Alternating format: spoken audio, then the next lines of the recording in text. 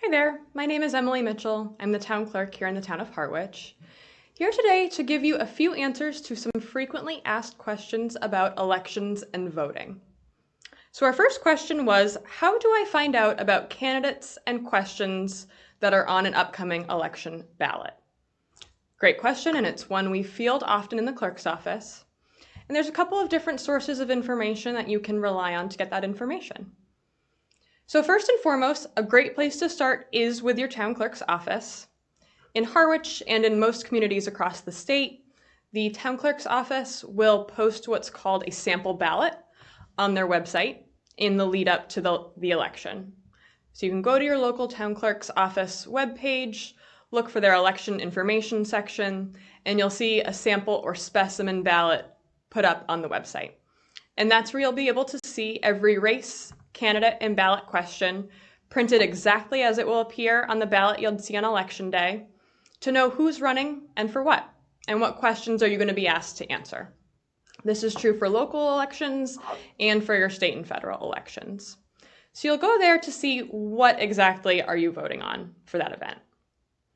And then in terms of actually learning about the candidates or learning about the questions, that is something that in the clerk's office we're not able to answer for you. There are state laws that prohibit us from interpreting campaign information or engaging in any type of campaign activity. So we aren't going to be the ones who say candidate A stands for these issues and candidate B stands for these issues. That's something where you're really going to want to seek out the information from the candidates themselves or from different advocacy groups or community organizations.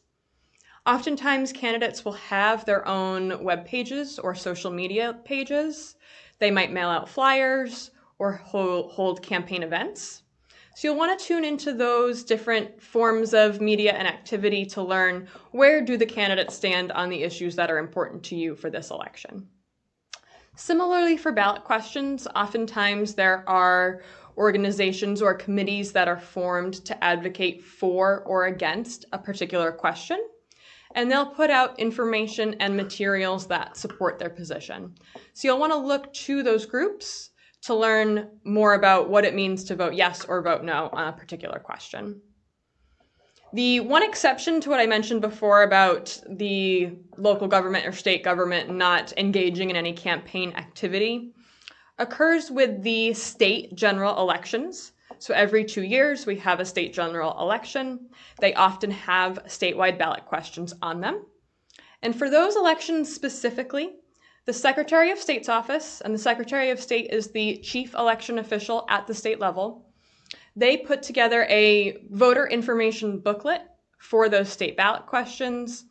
And what they do is they solicit feedback from both people who support the question and those who oppose the question.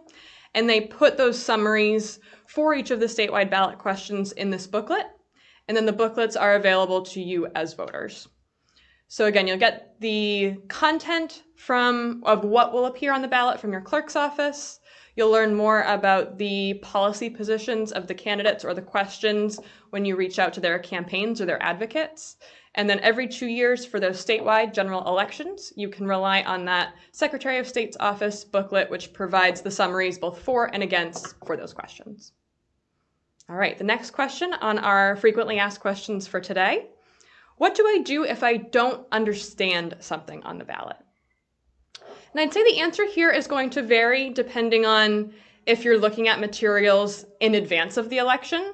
So for example, if you're looking at that sample ballot on your town clerk's office webpage, or if you're actually in the process of voting. So let's take, for example, if you're reading through your sample ballot, it's before election day, you're not actually voting on anything at that moment, you're just reading through the sample material and you're trying to understand what it all means. So again, this is where you'll likely want to refer back to the candidate information or the policy questions that are available to you.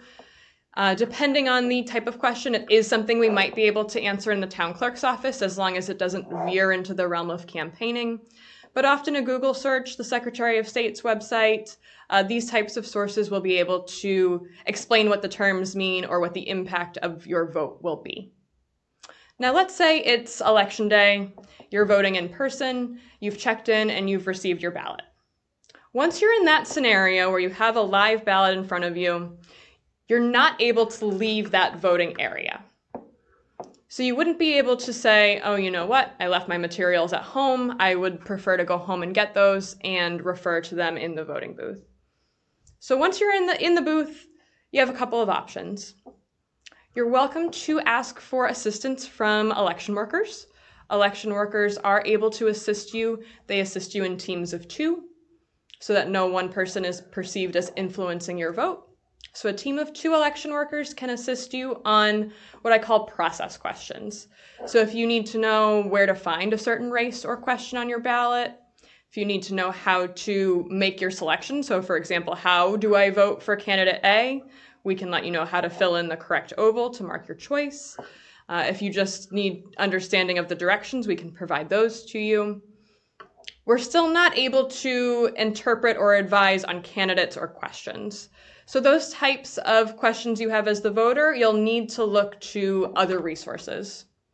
Now, for example, if you bring in your phone with you to the voting place, it's totally appropriate for you to take your phone out in the voting booth and connect to the internet and Google the question. What does ballot question 1, Massachusetts state election, mean? What do the folks in support and what do the folks in opposition say about the question? You can do that from the voting booth. What you don't want to do, you can't make phone calls. We don't want to interfere with any other voters in the voting area. And you can't take pictures or videos in that area. So you do want to limit your phone use to using it as a resource to look up information, but you are absolutely welcome to do so. No one will interfere with you using your phone or other device for that purpose. The other thing you might consider, along with preparing in advance, reading up on the materials, you are also welcome to bring in printed materials with you. So if you have flyers or brochures from candidates or from political groups or other community groups, you're welcome to bring those with you and to refer to them as you mark your ballot.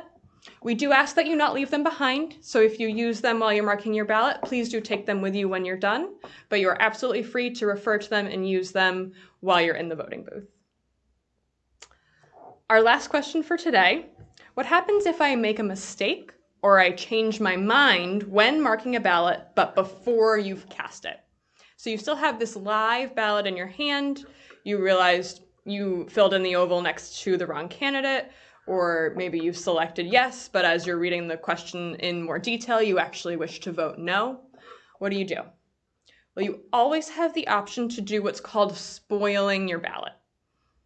So let's say it's in person on election day, or in person if you're voting early in person. What you're going to want to do is go back to talk to the election workers at your check-in table. Again, this is true early in person or election day in person. You'll go talk to those election workers. You'll let them know you would like to spoil your ballot. It's okay if you don't use the term. You'll just say you want a new ballot, you made a mistake. And what they can do is they'll take the original ballot you were issued, they'll write spoiled on the front and the back, and they'll put it in a designated location so that it doesn't get mixed in with other live ballots, and they will issue you a new ballot. And then you'll fill that ballot in front to back, just as you did with your first ballot, making your desired selections. You can do this up to 3 times, so even if you make a mistake on ballot number 2, you can spoil that one as well.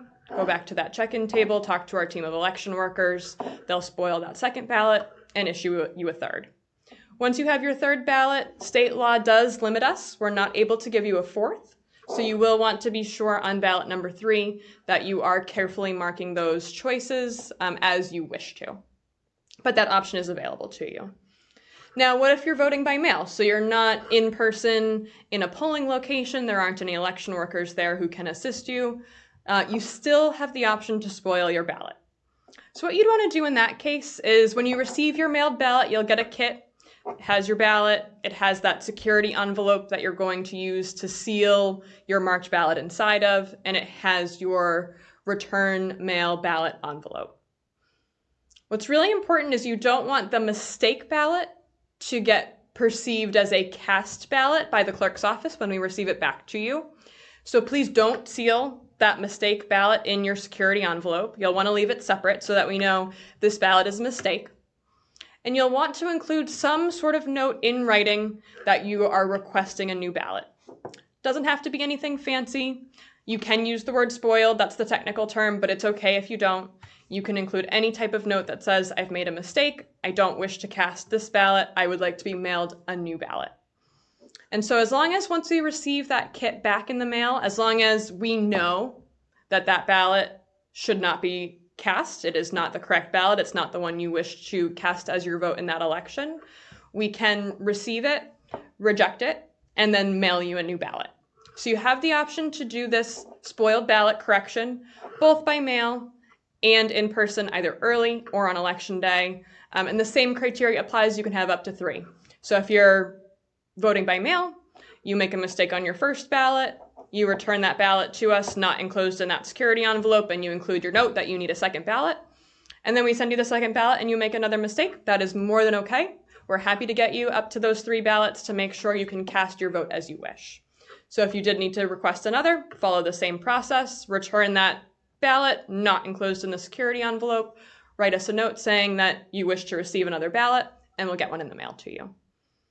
So again, please keep in mind your clerk's office is here to help make the election and voting process go smoothly, and we're happy to answer your questions, both frequently asked or not. So give us a call, send us an email, stop by, and we'll make sure you feel prepared and equipped to vote in all elections. Thank you.